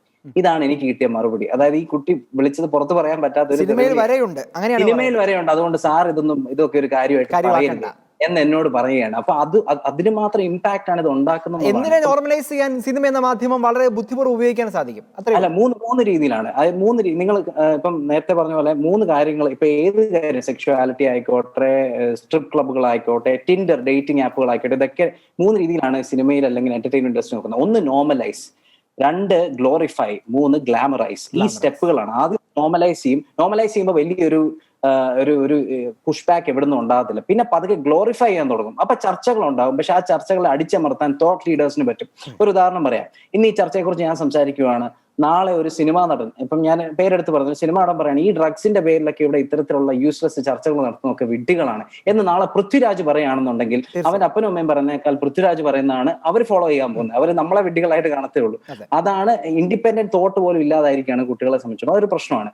പിന്നെ നമുക്ക് മാറ്റം വരുന്നത്, ഇപ്പൊ പ്രിക്കോഷണറി മെഷറിനെ കുറിച്ച് ജോർജ് ജോസഫ് സാറും പറഞ്ഞു. അപ്പൊ എനിക്കൊരിപ്പം 1930-കളിൽ silent era of silent movies എന്ന് പറയും, 90 മുതൽ 1930 വരെ, അന്നത്തെ സിനിമകളിലൊക്കെ ഇതുപോലെ കൊക്കൈനെയൊക്കെ നോർമലൈസ് ചെയ്ത് കാണിക്കാൻ തുടങ്ങിയ സമയത്ത് ഒരു ബാൻ കൊണ്ടുവന്നു, പ്രൊഡക്ഷൻ ബാൻ കൊണ്ടുവന്നു. Motion pictures association of America അതിനെ ബാൻ ചെയ്ത് 1968 വരെ ആ ബാൻ നിലനിന്നു. അതിനുശേഷം വീണ്ടും ഡ്രഗ്സിന്റെ ഒക്കെ ഈ പറഞ്ഞ പോലെ നോർമലൈസിങ് സംഭവിച്ചു. ഇപ്പൊ അത് വളരെ വലിയ തോതിൽ നടക്കുന്നു. അപ്പം എനിക്ക് ജോർജ് ജോസഫ് സാറിനോടൊരു ചോദ്യം ചോദിക്കാനാണ്. കാരണം കാര്യത്തിൽ കുറച്ചുകൂടെ എക്സ്പെർട്ട് ആയതുകൊണ്ട് നമുക്ക് പ്രിക്കോഷണറി മെഷറായിട്ട് എന്താണ് ചെയ്യാൻ പറ്റുക? ഇപ്പൊ ഈ പറഞ്ഞ പോലെ സെൻസർഷിപ്പ് എന്ന സിനിമയിൽ നമുക്ക് സംസാരിക്കാൻ പറ്റുന്ന ഒരു കാര്യമല്ല. അതുകൊണ്ട് തന്നെ ഈ പറഞ്ഞ തെറിവിളി ആയിക്കോട്ടെ, ഹൈപ്പർ സെക്ഷുവലൈസേഷൻ ആയിക്കോട്ടെ, അല്ലെങ്കിൽ ഡ്രഗ്സിനെ നോർമലൈസ് ചെയ്യുന്നതായിക്കോട്ടെ, അവിടെ എന്താണ് നമുക്ക് ചെയ്യാൻ പറ്റുന്നതെന്ന് സാറിന്റെ ഒരു പെർസ്പെക്റ്റീവ് എനിക്ക് അറിഞ്ഞാൽ കൊള്ളാവുന്നു. ഒരു പ്രധാനപ്പെട്ട കാര്യം ചോദിച്ചോട്ടെ ശ്രീ നിർമ്മൽ. പ്രൊഫഷണൽ കോഴ്സുകളിൽ പഠിക്കുന്ന വിദ്യാർത്ഥികളുടെ ഇത്തരത്തിലുള്ള ഡ്രഗ്സിന്റെ ഉപയോഗം വളരെ ഭയപ്പെടുന്ന രീതിയിൽ വരികയാണ്. നമുക്കറിയാം, നമുക്കൊക്കെ ഒരു രോഗം വന്നാൽ നമുക്കൊക്കെ ചികിത്സിക്കേണ്ട വ്യക്തികളാണ് ഡോക്ടേഴ്സ്. തൃശ്ശൂർ മെഡിക്കൽ കോളേജിൽ തന്നെയാണ് 9 പേര് വളരെയധികം അപകടകരമായ രീതിയിൽ ഇത്തരത്തിലുള്ള കെമിക്കൽ ഡ്രഗ്സ് ഉപയോഗിക്കുന്നതായിട്ട് അവർ തന്നെ വെളിപ്പെടുത്തിയ വാർത്ത നമ്മൾ ഈ ദിവസങ്ങളിൽ കണ്ടതാണ്. പ്രൊഫഷണൽ കോഴ്സ് ആയിക്കോട്ടെ, അങ്ങയുടെ ഒരു പരിസരം വെച്ച് നോക്കുമ്പോൾ, അറിവ് വെച്ച് നോക്കുമ്പോൾ, എന്തുകൊണ്ടായിരിക്കും നമ്മുടെ യൂത്ത് അവരുടെ സ്ട്രെസ് റിലീസിന് വേണ്ടി ആയിരിക്കുമോ, അതോ ഒരു എക്സ്ട്രാ ഇൻകം കളക്ട് ചെയ്യാനുള്ള ഒരു മാർഗമായിട്ടായിരിക്കും ഈ ഒരു നാശത്തിലേക്ക് എത്തിപ്പെടുക, പ്രത്യേകിച്ച് പ്രൊഫഷണൽ കോഴ്സിൽ പഠിക്കുന്ന വിദ്യാർത്ഥികൾ? പൊതുവെ അതിന്റെ ട്രെൻഡ് ഇപ്പൊ പറഞ്ഞ രീതിയിൽ തന്നെ, അതായത് ആദ്യം ഫ്രണ്ട്സ് ഇതിനെ ഇൻട്രൊഡ്യൂസ് ചെയ്ത് കൊടുക്കുന്നു, അതിനുശേഷം ഇതൊരു ഇൻകം വരാനുള്ള ഒരു സാഹചര്യം ഇതിൽ കാണുന്നു, എന്നിട്ട് അതിലോട്ട് പോകുന്നു. അങ്ങനെയാണ് സാധാരണ കാണുന്നത്. പക്ഷെ കൂടുതൽ എനിക്ക് തോന്നുന്നില്ല അവെയർ ആണ്. ഇപ്പൊ for example global burden of diseases study പ്രകാരം നോക്കുകയാണെങ്കിൽ ഒരു വർഷം 8 ലക്ഷത്തോളം ആളുകളാണ് ഈ പറഞ്ഞ ഇല്ലിസിറ്റ് ഡ്രഗ്സിന്റെ ഉപയോഗം കാരണം മരണപ്പെടുന്നത്. ഇങ്ങനെയുള്ള കാര്യങ്ങളൊന്നും കുട്ടികൾക്ക് അറിയത്തില്ല. ഇവരെ സംബന്ധിച്ചിടത്തോളം ഇത് നോർമലൈസ് ചെയ്ത് കാണുമ്പോൾ ഇത് സാധാരണമായ ഉള്ളൊരു കാര്യമാണ്. അതായത് കള്ളു കുടിക്കുന്നതിനപ്പുറം ഒന്നും ഇല്ല സാറേ എന്ന് എന്നോട് പറഞ്ഞ വിദ്യാർത്ഥികളെ എനിക്കറിയാം. അപ്പൊ അതുപോലെയാണ് അവർ കാണുന്നത്. അതുകൊണ്ട് അവർക്ക് അതിന്റെ ഇമ്പാക്ട് അറിയില്ല. പിന്നെ ജോർജ് കളിവേൽ സാറും പറഞ്ഞ പോലെ തന്നെ പേരൻസിന്റെ ഇടപെടൽ ഉണ്ടാവുന്നില്ല. ഞാൻ നേരത്തെ പറഞ്ഞു, കഞ്ചാവ് എന്ന വാക്കാണ് ഇപ്പോഴും പേരൻസ് ഉപയോഗിക്കുന്നത്. അവർക്ക് ഇതിന്റെ ഒന്നും എക്സ്റ്റെന്റ് ഇപ്പോഴും മനസ്സിലായി വന്നിട്ടില്ല. അതാണ് അതിനകത്തെ വാസ്തവം. ഞാൻ തിരിച്ചു വരാം. ശ്രീ ശശികുമാർ, വളരെ പ്രധാനപ്പെട്ട, വളരെ ആശങ്കപ്പെടുത്തുന്ന ഒരു സംവിധാനം, ഒരു വലിയ സങ്കേതം, ഒരു വലിയ തീവ്രവാദ പ്രവർത്തനം തന്നെയാണ് ഇവിടെ നടന്നുകൊണ്ടിരിക്കുന്നത്. അത് രാജ്യം വളരെ ഗൗരവമായി അഡ്രസ്സ് ചെയ്യേണ്ട ഒരു വിഷയം കൂടിയാണ്. തീർച്ചയായിട്ടും BJPയുടെ ഒരു അഭിപ്രായത്തിൽ ഇത്തരത്തിലുള്ള സംവിധാനങ്ങളെ നിയന്ത്രിക്കുവാൻ അത് ഒരു സംസ്ഥാന സർക്കാരുകളുമായി സഹകരിച്ചേ സാധ്യമാവുകയുള്ളൂ എന്ന് അങ്ങ് ആദ്യഘട്ടത്തിൽ പറഞ്ഞ് ഞാൻ ഓർക്കുന്നു. എന്നാൽ അതിനപ്പുറമായിട്ട് നമ്മുടെ നിയമത്തിൻ്റെ പ്രശ്നങ്ങളാണോ, അങ്ങ് ആദ്യഘട്ടത്തിൽ പറഞ്ഞതുപോലെ തന്നെ നിയമനിർമ്മാണവുമായി ബന്ധപ്പെട്ട ചില കാര്യങ്ങൾ, നിയമം ദുരുപയോഗിക്കുന്ന കാര്യങ്ങളെക്കുറിച്ച് അങ്ങ് പറഞ്ഞു. പ്രായോഗികമായിട്ട് സർക്കാർ സംവിധാനങ്ങൾക്ക് എന്ത് ചെയ്യാൻ സാധിക്കും? നമ്മൾ ഗുജറാത്തിൽ തന്നെ നമ്മൾ വലിയ ഒരു ക്യാച്ച് നമ്മൾ കണ്ടു. 21,000 ടൺ മറ്റോ വലിയൊരു ക്യാച്ച് കണ്ടു. പക്ഷെ അതിനുശേഷം നമുക്ക് ആ കേസിന് എന്താണ് സംഭവിച്ചതെന്നൊക്കെ നമ്മുടെ മുമ്പിലുണ്ട്. അപ്പോൾ എങ്ങനെയാണ് ഇതിനൊരു പ്രതിവിധി നമുക്ക് ഉണ്ടാക്കാൻ സാധിക്കുക? ഇതിന് ശക്തമായ നിയമനിർമ്മാണം ആണ് ഏറ്റവും പ്രധാനമായിട്ടുള്ളത്. ഞാൻ മുമ്പ് സൂചിപ്പിച്ചത് തന്നെയാണ് ഞാൻ പറയുന്നത്. ശക്തമായ നിയമനിർമ്മാണം ഇതിന് വളരെ ആവശ്യമായി വന്നിരിക്കുന്ന ഒരു കാലഘട്ടമാണ്. കാരണം ഇത് തീവ്രവാദ പ്രവർത്തനങ്ങൾക്ക് വേണ്ടിയുള്ള ഒരു സാമ്പത്തിക സ്രോതസ് തന്നെ ഇതിന്റെ പിന്നിൽ പ്രവർത്തിക്കുന്നുണ്ട്. അത് പാകിസ്ഥാനും അഫ്ഗാനിസ്ഥാനും ശ്രീലങ്കയും അതുപോലുള്ള രാജ്യങ്ങളെല്ലാം ഇന്ത്യയിലേക്ക് ഇത് കയറ്റി അയച്ചുകൊണ്ട് ആ തീവ്രവാദ പ്രവർത്തനങ്ങൾക്ക് അവർക്ക് ധനം സമ്പാദിക്കാനുള്ള ഒരു മാർഗമായി കാണുന്നുണ്ട്. അത് മാത്രമല്ല, ലാറ്റിൻ അമേരിക്കൻ രാജ്യങ്ങൾ നിയമവിധേയമായി ഈ മയക്കുമരുന്ന് ഉപയോഗം അംഗീകരിച്ച പല രാജ്യങ്ങളും ലോകത്തിലുണ്ടല്ലോ. അതൊക്കെ ചൂണ്ടിക്കാണിക്കുന്നത് ഇതൊക്കെ ഈ പുതിയ തലമുറ എന്ന് പറയുന്നത് ചെറുതല്ല. കാരണം അവരുടെ വിരൽ കൊണ്ട് അമർത്തിയാൽ ഏത് ലോകത്ത് നടക്കുന്ന ഏത് സംഗതികളെ കുറിച്ചും അറിയാനുള്ള സംവിധാനം ഇന്ന് നമ്മുടെ മൊബൈൽ ആപ്ലിക്കേഷനിൽ എത്തിക്കഴിഞ്ഞു. അപ്പോൾ പുതിയ തലമുറ അതിന് അഡിക്റ്റ് ആണ്. മൊബൈൽ ഉപയോഗിക്കുന്ന കാര്യത്തിൽ മറ്റൊരു ഡ്രഗ്സ് പോലെ തന്നെയാണ് ഇപ്പൊ മൊബൈലിന്റെ ഉപയോഗം കുട്ടികളിൽ സൃഷ്ടിക്കപ്പെട്ടിരിക്കുന്നത്.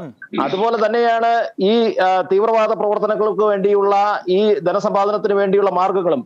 എന്നെ അത്ഭുതപ്പെടുത്തിയ മറ്റൊരു കാര്യം എന്ന് പറയുന്നത്, ഒരു സിനിമയുടെ, ഇപ്പൊ ചുരുളി സിനിമയുടെ പേരിൽ ഹൈക്കോടതിയിൽ വന്ന ഒരു ഹർജിയിൽ ഹൈക്കോടതിയുടെ പരാമർശം എന്നെ ഞെട്ടിപ്പിച്ചു. കാരണം അത് എന്താണ് നിയമപരമായി അതിന് അംഗീകാരം കൊടുക്കുക വഴി എന്ത് സന്ദേശമാണ് സമൂഹത്തിന് ഹൈക്കോടതി, അതായത് നമ്മളെയൊക്കെ വളരെയേറെ നമ്മൾ ചില നിയമ സംവിധാനങ്ങളും അല്ലെങ്കിൽ ഭരണ സംവിധാനങ്ങളും പരാജയപ്പെടുമ്പോൾ നമ്മളൊക്കെ വളരെ പക്വതയോട് നോക്കിക്കാണുന്ന ഒരു മേഖല എന്ന് പറയുന്നത് കോടതികളാണ്. ആ കോടതികൾ പോലും ഇത്തരത്തിലുള്ള പരാമർശങ്ങൾ നടത്തുമ്പോൾ പുതിയ തലമുറയ്ക്ക് എന്ത് സന്ദേശമാണ് കൊടുക്കാനുള്ളത് എന്ന് പോലീസ് കൊടുക്കുന്ന മാത്രമല്ല, അദ്ദേഹം പറഞ്ഞ പോലീസ് കൊടുത്തുന്നിരിക്കട്ടെ. കാരണം പോലീസും ഇവിടുത്തെ മയക്കുമരുന്ന് മാഫിയകളുമായിട്ട് അവിഹിതമായ ബന്ധമുണ്ട്. പല ഉന്നത പോലീസ് ഉദ്യോഗസ്ഥന്മാരും അതുപോലെയുള്ള താഴെത്തട്ടിലുള്ള സിവിൽ പോലീസ് ഓഫീസർമാർ വരെ ഈ മേഖലയിൽ വ്യാപകമായ ബന്ധം സ്ഥാപിച്ചിട്ടുണ്ട്. കാരണം അവരുടെ വരുമാനം എന്ന് പറയുന്നത് വലിയ തോതിൽ വർദ്ധിക്കുകയാണ്. ഞാൻ ചില കണക്കുകളൊക്കെ കേട്ട് കഴിഞ്ഞാൽ നമ്മൾ ഞെട്ടിപ്പിക്കും. ചില ഡിവൈഎസ്പിമാരുടെ വരുമാനങ്ങളും ചില എസ്പിമാരുടെ വരുമാനങ്ങളും ഒക്കെ ഇതിന്റെ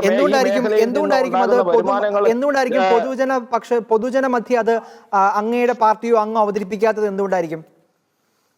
അങ്ങനെ പൊതുജന മധ്യത്തിൽ എത്ര പ്രാവശ്യം അവതരിപ്പിച്ചിട്ടുണ്ട്. പക്ഷേ പല ഉദ്യോഗസ്ഥന്മാരെ പിടിക്കപ്പെട്ടിട്ടില്ല. അങ്ങനെ കൂട്ടുനിന്ന പോലീസ് ഉദ്യോഗസ്ഥന്മാരെയൊക്കെ പിടിക്കപ്പെട്ടിട്ടുണ്ട്. ഇവിടെ ജോർജ് ജോസഫ് സാർ തന്നെ പറഞ്ഞില്ലേ, പല ബന്ധങ്ങൾ പോലീസുകാരിപ്പം നമ്പർ 18 ഹോട്ടലുമായി ബന്ധപ്പെട്ട് 5 കോടി രൂപയുടെ വിനിമയം നടക്കുമ്പോൾ നിങ്ങൾ ഓർക്കണം, പോലീസിന്റെ മൂക്കിന് താഴെ നടക്കുന്ന ആ പരിപാടിയിൽ പോലീസ് അറിഞ്ഞില്ല, എക്സൈസ് അറിഞ്ഞില്ല എന്ന് പറഞ്ഞാൽ നമുക്കത് വിശ്വസിക്കാൻ സാധിക്കില്ല. കാരണം അതിന്റെ ഉത്തമമായ സത്യം എന്ന് പറയുന്നത് എന്താ, അവിടെ അതിന്റെ പങ്ക് പറ്റുന്ന ആളുകളായി ഇതിന്റെ ഉദ്യോഗസ്ഥന്മാർ മാറുന്നു. അപ്പൊ പിന്നെ ഇത് നിയന്ത്രിക്കേണ്ടവരും ഇത് കണ്ടുപിടിക്കേണ്ടവരും അവരെ നിയമത്തിന്റെ കീഴിൽ കൊണ്ടുവരേണ്ടവരുമായ ആളുകൾ ഇതിന് തടസ്സം നിൽക്കുകയും അവർക്ക് അനുകൂലമായ നിലപാട് സ്വീകരിക്കുകയും ചെയ്യുമ്പോൾ ഒരിക്കലും മറ്റൊരു സമൂഹത്തിനെ നമുക്കതിനെയൊക്കെ രക്ഷിക്കുവാൻ സാധിക്കാതെ വരുന്ന ഒരു സ്ഥിതിവിശേഷം തന്നെ അവിടെ സൃഷ്ടിക്കപ്പെട്ടു കഴിഞ്ഞു. അത് മാത്രമല്ല, നമുക്ക് ഈ മേഖലയിൽ ഉണ്ടാകുന്ന ദൂരവ്യാപകമായ വിപത്തുകൾ അത് തിരിച്ചറിയുവാനുള്ള ഒരു സന്ദേശം കൊടുക്കുവാൻ പോലും ഇന്ന് നമുക്ക് കുട്ടികൾക്ക് സാധിക്കുന്നില്ല എന്ന് പറയുന്ന വളരെ ഗുരുതരമായ ഒരു പ്രത്യാഘാതമാണ്. ഇപ്പൊ പാലാ രൂപതയുടെ അഭിവന്ദ്യ മെത്രാൻ പറഞ്ഞു, നാർക്കോട്ടിക് ജിഹാദ് എന്ന ഒരു വാക്ക് പുറത്തേക്ക് വന്നപ്പോൾ തന്നെ കേരളത്തിൽ എന്തെല്ലാം കോലാഹലങ്ങൾ സൃഷ്ടിക്കപ്പെട്ടു എന്ന് നമ്മളൊക്കെ കണ്ടതാണ്. അതിന്റെ പേരിൽ അതിന്റെ സതുദ്ദേശത്തെ കുറിച്ചോ അദ്ദേഹം ഉയർത്തിയ ആ സന്ദേശത്തെ കുറിച്ചോ ആയിരുന്നില്ല ചർച്ച, മറിച്ച് അത് മതത്തിന്റെ പേരിലുള്ള ഒരു ആക്രമണമായി അതിനെ വിശേഷിപ്പിച്ചു. അദ്ദേഹം പറഞ്ഞ പ്രകാരം അതിനുശേഷം എത്രയോ കേസുകളാണ് അതേ ആരോപണത്തെ സാധൂകരിക്കുന്ന രീതിയിൽ ഈ ദിവസങ്ങളിലും ഇന്നും ഇന്നലെയും ഒക്കെ വരുന്നത് എന്നത് ആരും ചർച്ച ചെയ്യുന്നുമില്ല. താലിബാൻ ഉൾപ്പെടെയുള്ള ശക്തികളുടെ സ്വാധീനം പോലും ആരും ചർച്ച ചെയ്യുന്നുമില്ല. എന്നോട് ഒരു എഞ്ചിനീയറിംഗ് കോളേജിന്റെ ചെയർമാനായിട്ടുള്ള ഒരു ആള് എന്നോട് സംസാരിച്ച സമയത്ത് അദ്ദേഹം പറഞ്ഞു, വളരെ ഗുരുതരമായ പ്രതിസന്ധികൾ ഈ മേഖലയിലെ എഞ്ചിനീയറിംഗ് കോളേജിലെ സ്റ്റുഡൻസിന്റെ ഇടയിൽ ഉണ്ടാകുന്നു. പക്ഷേ ഇത് ഞങ്ങൾക്ക് പുറത്തേക്ക് പറയാൻ സാധിക്കാത്ത തരത്തിലേക്ക് ഇതിന്റെ കെട്ടുപാടുകളും ഇതിന്റെ പ്രത്യാഘാതങ്ങളും സൃഷ്ടിക്കപ്പെടുന്നത് കൊണ്ട് ഞങ്ങൾ അത് പല കേസുകളും കണ്ണടക്കേണ്ടി വരുന്നു എന്ന ദുഃഖത്തോടെ അദ്ദേഹം എന്നോട് സംസാരിക്കുകയുണ്ടായി. അപ്പൊ ഇതുപോലെയുള്ള ഒരുപാട് കാര്യങ്ങൾ കണ്ടുപിടിക്കേണ്ടത് ആരാണ്? സർക്കാരിന്റെ സംവിധാനങ്ങളാണ്, അല്ലെ ഭരണകൂടത്തിന്റെ ഉത്തരവാദിത്തമാണ്, അല്ലെങ്കിൽ നിയമപരമായി അത് കണ്ടുപിടിക്കപ്പെടേണ്ട ഉദ്യോഗസ്ഥന്മാര് പോലീസും എക്സൈസുമാണ് അതിന്റെ പിന്നിൽ. മറ്റാരും ഇതിന് തയ്യാറാകുന്നില്ല. കാരണം അവർക്ക് പേടിയാണ്. കാരണം നിങ്ങൾ ഓർക്കുക, നമ്മൾ ഈ ഒരു കാര്യം നമ്മൾ ആരോടെങ്കിലും ഇന്ന സ്ഥലത്ത് ഇന്ന സംഭവങ്ങൾ നടക്കുന്നുണ്ടോ എന്ന് നിരീക്ഷിക്കണം, അത് നിങ്ങൾ അപ്പോൾ പോലീസിനെ അറിയിക്കണം എന്ന് പറഞ്ഞാൽ അവർ പറയുന്നു ഞങ്ങൾക്ക് പേടിയാണ്, കാരണം ഞങ്ങളുടെ ജീവനാണ് വലുത്, അവർ ഞങ്ങളെ ആക്രമിക്കാൻ തയ്യാറാവുകയാണ്, അതുകൊണ്ട് ഞങ്ങൾക്ക് ഇത് പോലീസിൽ പരാതിപ്പെടാനോ നിങ്ങളോട് പറയാൻ പോലും സാധിക്കുന്നില്ല. വളരെ രഹസ്യമായിട്ട് പോലുമാണ് അവർ ഫോൺ വിളിച്ച് നമ്മളോട് ഇത്തരം കാര്യങ്ങൾ അവതരിപ്പിക്കുന്നത്. അപ്പൊ അത്രയേറെ ഭയാശങ്കയോടുകൂടി കേരളം നോക്കിക്കാണുന്നതിന്റെ പിന്നിൽ ഇവിടെ നടക്കുന്ന ഗുണ്ടായുസങ്ങളും ഗുണ്ടാ പ്രവർത്തനങ്ങളും കേരളത്തെ ഭയപ്പെടുത്തുകയാണ്. പല മേഖലയിലുള്ള ഇപ്പം കാല് വെട്ടിക്കൊണ്ട് തിരുവനന്തപുരം സിറ്റിയിലൂടെ കടന്ന് കറങ്ങുക, അതോടൊപ്പം പെൺകുട്ടിയെ കൊന്നിട്ട് ശവശരീരം പോലീസ് സ്റ്റേഷന്റെ എന്റെ ജില്ലയായ കോട്ടയം ജില്ലയിലെ പോലീസ് സ്റ്റേഷന്റെ മുമ്പിൽ കൊണ്ട് SP-യുടെ മൂക്കിന് താഴെ കൊണ്ട് ഇട്ടേച്ച് പോവുക. ഇത്തരം ചങ്കൂറ്റം ഇതുപോലെ ഉണ്ടാകണമെങ്കിൽ ആർക്കാണ് സാധിക്കുക? ഈ തലമുറയിൽ അങ്ങനെ ഒരു ചങ്കൂറ്റത്തോടു കൂടി ഇത് ചെയ്യണമെങ്കിൽ അതിന്റെ പിന്നിലുള്ള ആ സ്വാധീനവും ആ മയക്കുമരുന്നിന്റെയും ആ ലഹരിയുടെയും ഉപയോഗം എത്രമാത്രം വർദ്ധിച്ചിരിക്കുന്നുവെന്നും അതുവഴി ഉണ്ടാകുന്ന പ്രത്യാഘാതങ്ങൾ സമൂഹത്തെ എങ്ങനെ ബാധിക്കുന്നുവെന്നും നോക്കിക്കാണുവാണ്ട പോലീസ് ഉദ്യോഗസ്ഥർ നിഷ്ക്രിയമാകുന്നതിന്റെ ഉദാഹരണങ്ങളാണ് പല കേസുകളിലും നമുക്ക് കാണുവാൻ സാധിക്കുന്നത്. അതുകൊണ്ട് നമ്മൾ ഇത്തരത്തിലുള്ള ചർച്ചകൾ നടക്കുമ്പോൾ ഇവിടെ ഞാൻ നിയമനിർമ്മാണങ്ങൾ നിങ്ങൾ സൂചിപ്പിച്ചപ്പോൾ തീർച്ചയായും നിയമനിർമ്മാണങ്ങൾ അത് 10 ഗ്രാമായാലും അല്ലെ 50 ഗ്രാമായാലും അത് എങ്ങനെ വേണം എന്നുള്ള ഒരു നിയമനിർമ്മാണം കേരളത്തിന് അനിവാര്യമാണ്. കാരണം അത്രയേറെ ഞങ്ങളൊക്കെ പ്രതിസന്ധി അനുഭവിച്ചുകൊണ്ടിരിക്കുകയാണ്. ഞാൻ പറഞ്ഞ ഈ നിയമം സംവിധാനം ഇന്ത്യയിൽ മുഴുവൻ ആവശ്യമായ കാര്യമാണ്. കാരണം പുതിയ തലമുറ അതിലേക്ക് മാറുന്നു. ഇപ്പൊ ആമസോൺ പോലെയുള്ള നമ്മുടെ മൊബൈൽ ആപ്ലിക്കേഷൻ ഉപയോഗിച്ചുകൊണ്ട് കുട്ടികൾ എവിടെയാണ് ചെന്ന് എത്തി നിൽക്കുന്നത് എന്ന് നമുക്ക് പറയാൻ സാധിക്കില്ല. കാരണം ഇന്ന് നമ്മളൊന്നും കാണാത്ത മേഖലയിലേക്ക് അവർ കടന്നു കഴിഞ്ഞിരിക്കുന്നു. അത് വിദേശ സിനിമകളുടെ കാര്യത്തിലായാലും ഡ്രഗ്സ് ഉപയോഗത്തിന്റെ കാര്യത്തിലായാലും അതുപോലെ ഡെലിവറിയുടെ കാര്യത്തിലായാലും അവർ സ്വന്തമായിട്ടുള്ള ചില ആപ്ലിക്കേഷനുകൾ ഉപയോഗിച്ചതെല്ലാം പഠിക്കുകയും അത് മറ്റുള്ളവർക്ക് പകർന്നു കൊടുക്കുകയും പലരെയും ഇതിനകത്ത് ആകൃഷ്ടരാക്കുകയും ചെയ്തുകൊണ്ട് സമൂഹത്തെ നശിപ്പിക്കുന്നു. അതിൽ പ്രധാന കണ്ണികളായി മാറുന്നത് നിങ്ങൾ ഉദ്ദേശിക്കണം. തൃശ്ശൂരിലെ ഡോക്ടർമാരുടെ ആ മേഖലയിൽ ഉണ്ടായ മാറ്റം തൃശ്ശൂർ ഇത് ഇന്ന് മാത്രമല്ല സുഹൃത്തെ, അത് എന്നാ സംഭവിച്ചു, നമ്മുടെ ഈ മെഡിക്കൽ മേഖലയിൽ മുഴുവൻ വ്യാപകമായി കാലങ്ങളായി ഇത് മുമ്പ് നിർമ്മല സൂചിപ്പിച്ച പോലെ കഞ്ചാവ് എന്ന് പറയാൻ നമുക്ക് ആ കാലഘട്ടം കഴിഞ്ഞു. ഇനി ഇതുപോലെയുള്ള MDMA പോലെയുള്ള ലഹരി വസ്തുക്കൾ ഏറ്റവും കൂടുതൽ ഉപയോഗിക്കപ്പെടുന്ന മേഖല ഒന്നാണ് മെഡിക്കൽ സ്റ്റുഡൻസിന്റെ മേഖലയിലും എഞ്ചിനീയറിംഗ് മേഖലയിലും. ഇത് കൃത്യമായി, കാരണം അവരൊക്കെ സമൂഹത്തിൽ ഉന്നതരാണ് എന്ന് ജനങ്ങൾ വിശ്വസിക്കുന്നു, നമ്മൾ വിശ്വസിക്കുന്നു. കാരണം അവര് ആ സൊസൈറ്റിയിൽ ഏറ്റവും വലിയ ഉന്നതരാണെന്ന് വിശ്വസിക്കുകയും അവരുടെ മേഖലയിൽ ഇത്തരം വ്യാപകമായ സെക്സും അതുപോലെയുള്ള മയക്കുമരുന്നുകളും ഫ്രീ ആയി അവർ ഉപയോഗിക്കപ്പെടുന്നു.